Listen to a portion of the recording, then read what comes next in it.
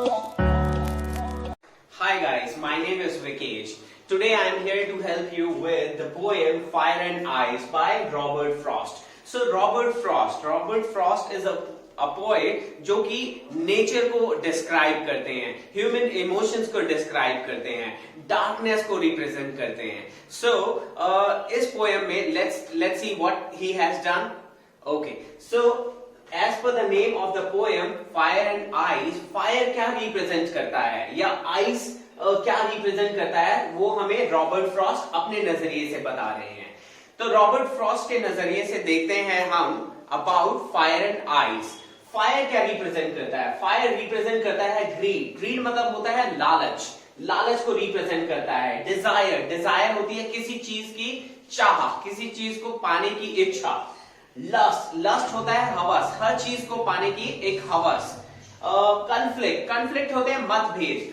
यानी आप किसी चीज के लिए आप किसी चीज को मान रहे हो कोई और आपका फ्रेंड उस चीज को नहीं मान रहा, तो अब तब आपके क्या होते हैं? मतभेद होते हैं.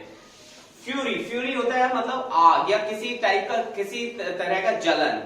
तो ये सारी चीजें फायर रिप्रेजेंट करता है. अब हम जानेंगे आइस क्या रिप्रेजेंट करता है. आइस रिप्रेजेंट करता है क्रूएलिटी. क्रूएलिटी होता है निर्दयता. यानी अगर आपके मन में या दिल में किसी के लिए दया भाव ना हो, दैट इज क्रूएलिटी.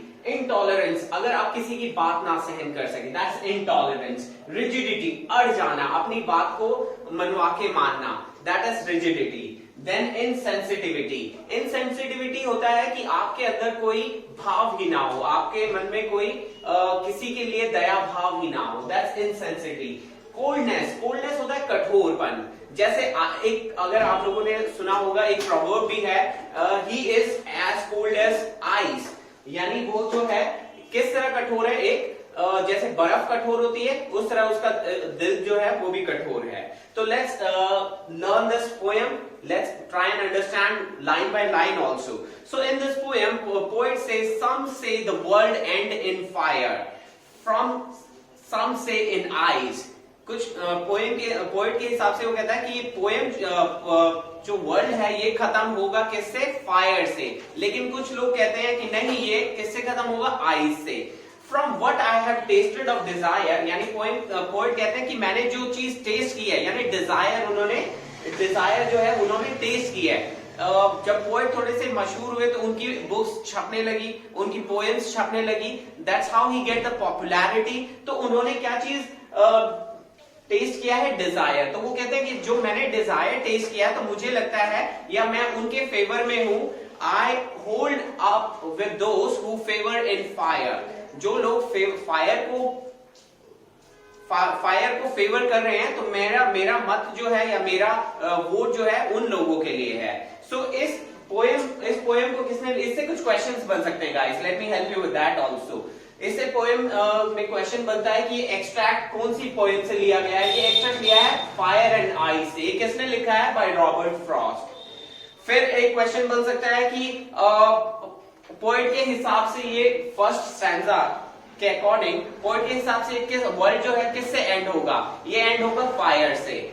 एक क्वेश्चन बनता है इसमें राइमिंग स्कीम क्या है. अगर आप राइमिंग स्कीम देखेंगे, एंड के जो वर्ड होते हैं राइमिंग स्कीम क्या होता है कि अगर आपको याद हो, अगर आपने बचपन में राइम्स अगर पढ़ी हो तो वो राइमिंग स्कीम्स में होती थी. वो जो उनके जो एंड के वर्ड्स होते हैं वो मैच करते हैं. जैसे कि इस पोएम में भी है फायर, आइस, डिजायर, फायर. सो इसमें बनता है ABAA. अब आते हैं हम सेकंड एक्सट्रैक्ट पे, सेकंड स्टैंजा पे.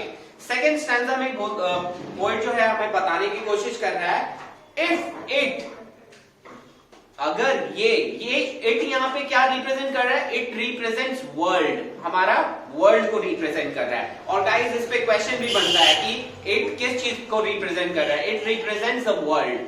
सो if it had to perish twice.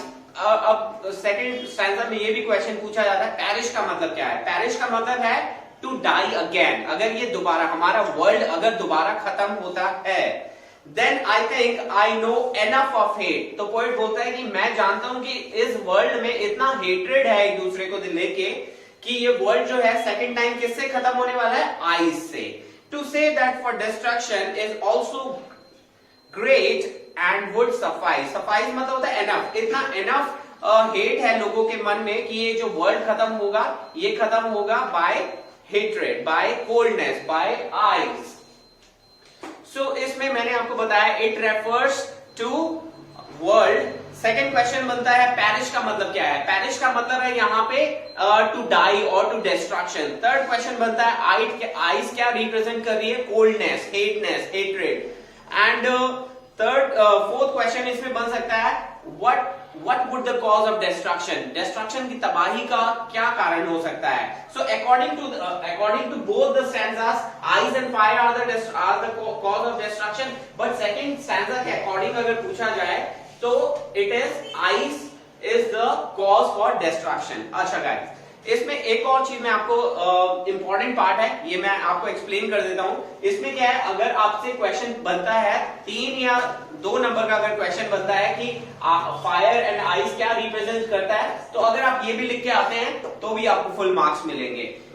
एक मेन क्वेश्चन अगर इसमें मैं बताना चाहूंगा, अगर एक मेन क्वेश्चन बनता है 5 नंबर का, तो उसमें आपको जो होल स्टोरी है या होल जो idea of the theme of the poem है वो आपको लिखना चाहिए. जैसे कि आप इसमें लिख सकते हैं कि what are the two views, question बन सकता है what are the two views according to Robert Frost how the world will end, and according to the scientists how the world will end. So according to the Robert Frost, world will end with fire and ice. Fire represent these and ice represent these.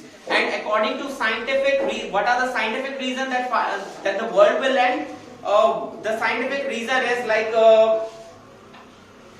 World will and with fiery. Fiery means आग लगने के कारण जो है world, अगर आपको थोड़ा सा याद हो तो कुछ टाइम पहले ऑस्ट्रेलिया में आग लगी थी. It was because of the human because we are making so much of pollution, we are making so much of destruction to our mother nature, right? So आग लगने की वजह से वर्ल्ड जो है खत्म हो जाएगा as per scientific reason. But as per scientific reason for ice, guys, we are harming our mother nature. And don't you feel that harming our mother nature is not at all good, right? So just want to let you know, because of the global warming can be a reason, right? Global warming होगी, glaciers of snowy mountain will definitely melt, and वो जो melt होगा तो पानी कहाँ आएगा? अर्थ पे, जहां पे हम रह रहे हैं, हमारे लैंड पे. और that is also a reason for destruction. So guys, I hope you like the video, you like the way I explained you the chapter and the poem. I want you to go through with this and wait for the second chapter, second episode for this. I hope you like the video. Thank you.